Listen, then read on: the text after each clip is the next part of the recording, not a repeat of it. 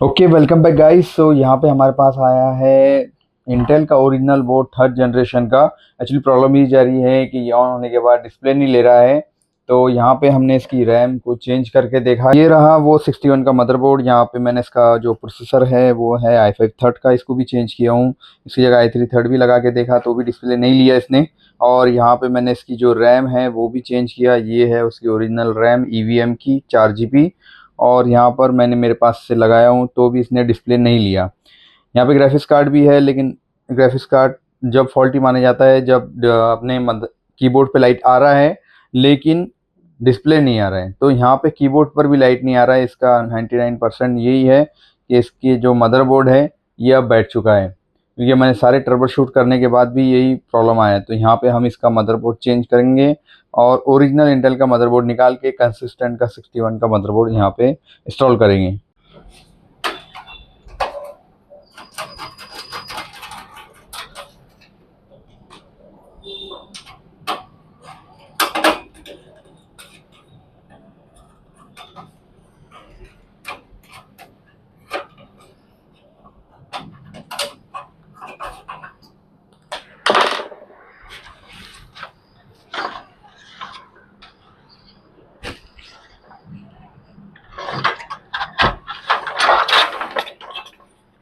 Okay, तो आप यहाँ देख सकते हो कि ग्राफिक्स कार्ड की हालत क्या है, और ये कौन सा ग्राफिक्स कार्ड है ये भी पता नहीं चल रहा है। यहाँ पे मैं इसे थोड़ा सा साफ करूँगा। इसका ग्राफिक्स कार्ड, और शायद मेरे हिसाब से GT 710 या GT 610 ग्राफिक्स कार्ड है asus का ये। फिर भी साफ करके देख लेते हैं कौन सा ग्राफिक्स कार्ड है ये। यहाँ पे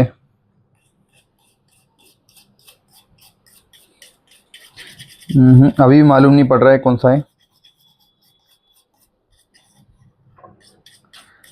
कोई स्टिकर्स लगा नहीं है इसके ऊपर। यहाँ पे लिखे दे रहा है 007229। इसके ऊपर कुछ भी नज़र नहीं आ रहा है। अच्छा, ये रहा 1 GB का DDR3 का ग्राफिक्स कार्ड है ये।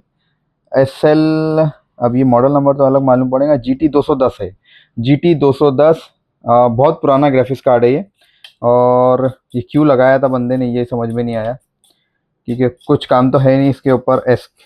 और इसका प्रोसेसर ये रहा, हम प्रोसेसर भी रिमूव कर लेंगे। अब इसका प्रोसेसर भी निकाल लेते हैं। यहाँ पे आप प्रोसेसर देख सकते हो, i3-3210। ओके, थर्ड जनरेशन का 3210 ग्राफिक्स कार्ड है ये, सॉरी प्रोसेसर है। और इसके ऊपर ज़रूरत ही नहीं है इस ग्राफिक्स कार्ड को लगाने की, क्योंकि इसके अंदर से ज़्यादा ग्राफिक्स मिलता है इंटेल की तरफ से इंटीग्रेटेड। ओके, तो करते हैं, रखते हैं प्रोसेसर को साइड में। और यहाँ पे जो हमने रैम लगाए थे हमारे पास की, ये भी निकाल लेते हैं। इसके बाद ये रहा 24 पिन का हमारा कनेक्टर। और इसके बाद ये भी पिन निकाल लेंगे। और ये है कनेक्टेड इससे, तो इसे अभी थोड़ी देर के लिए बैक फैन लगा हुआ है इसके अंदर।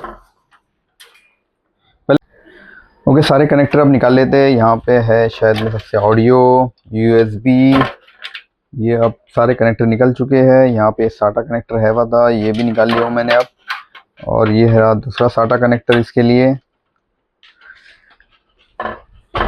दोनों में से ये निकल गया।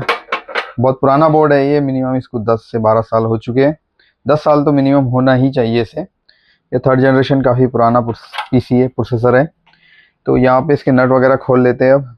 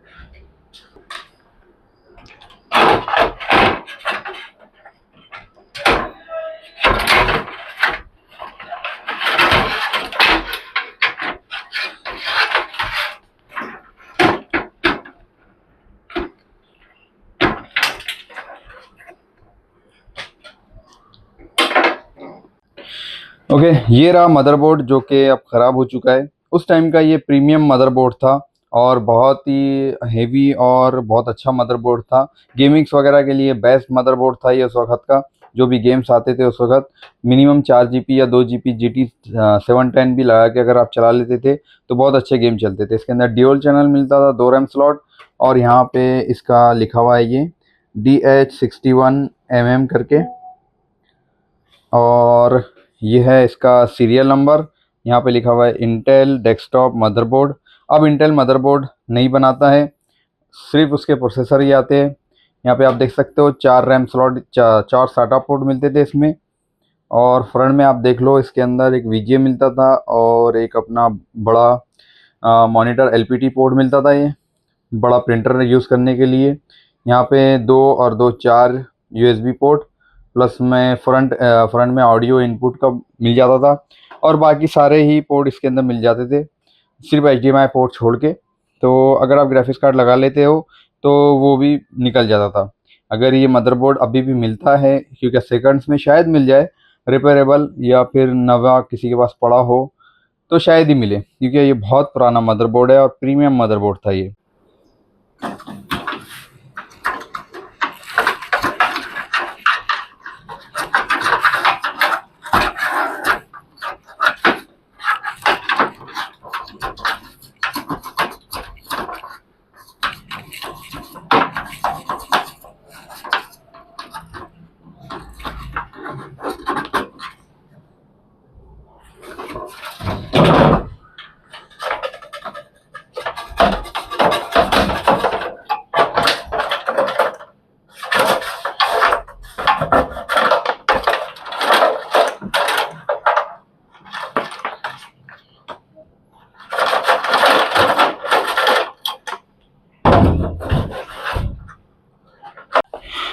ओके दोस्तों, तो यहाँ पे हम जो यूज़ कर रहे हैं मदरबोर्ड इसके लिए वो है कंसिस्टेंट का 61 मदरबोर्ड, जो कि i3 सेकंड से लेकर तो i7 थर्ड जनरेशन तक के सपोर्ट करता है।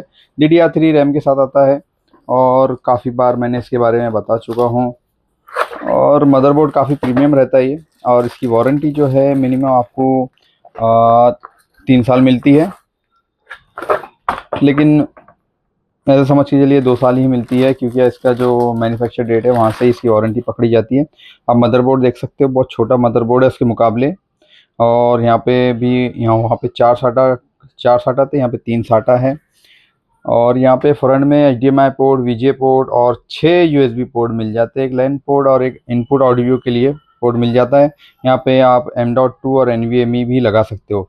बट आप ये देख लीजिए कि इसके अंदर जेब्रॉनिक, EVM और कंसिस्टेंट जितने मदरबोर्ड आते हैं सब के ऊपर M.2 और EVM। ओके, तो इसके जो M.2 के मदरबोर्ड में इसके जो M.2 रहते हैं या NVMe जो है वो एक्चुअली बहुत जल्दी ख़राब हो जाते हैं। तो इसके ऊपर साटा पोर्ट ही लगाइए, बेटर है, क्योंकि NVMe और NVMe और M.2 को दोनों को सपोर्ट करता है ये। बट प्रॉब्लम यही है कि इसके बाद इसके जो पोर्ट है ये वाले, ये बहुत जल्दी ख़राब हो जाते हैं। चाहे आप 81 लो, 61 लो या 110 का मदरबोर्ड लो, इनके जल्दी जल्दी ख़राब हो जाते हैं। ब्रांडेड मदरबोर्ड के ये जो पोर्ट है जल्दी ख़राब होते नहीं है। अगर ब्रांडेड मदरबोर्ड मिलता है तो बेटर है, और नहीं तो फिर आप साटा ही यूज़ कीजिए, बेटर है। इनके कंडीशन में तो ये विंडोज 7 चला रहे हैं, टीचर है, और ये जो है सिर्फ विंडोज 7 पे ही इनका MS ऑफिस वगैरह ये यूज़ करते हैं। सो करते हैं इसे इंस्टॉल।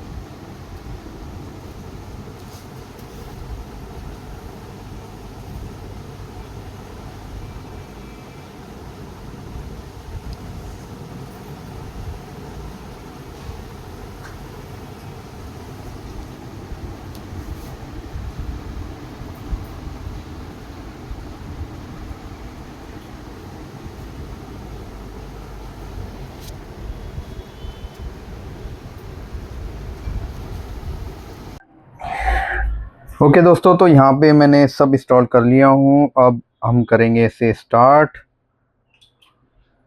ओके, तो ये हो चुका है स्टार्ट अब पीसी,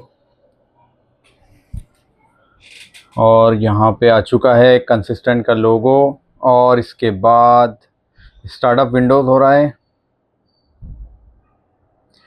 ओके, प्रॉपर हो जाना चाहिए।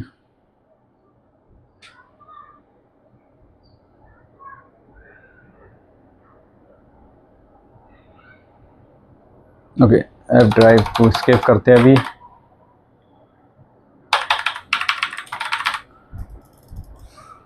Oh shit.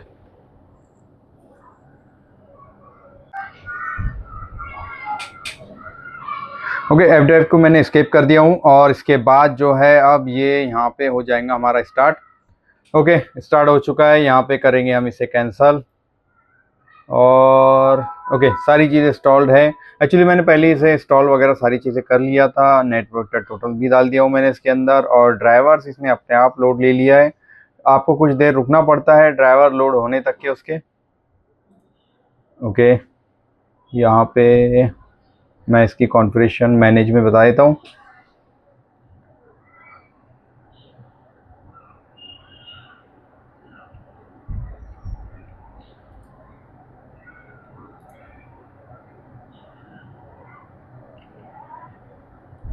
ओके, तो इसका मैनेजमेंट अब खुला है।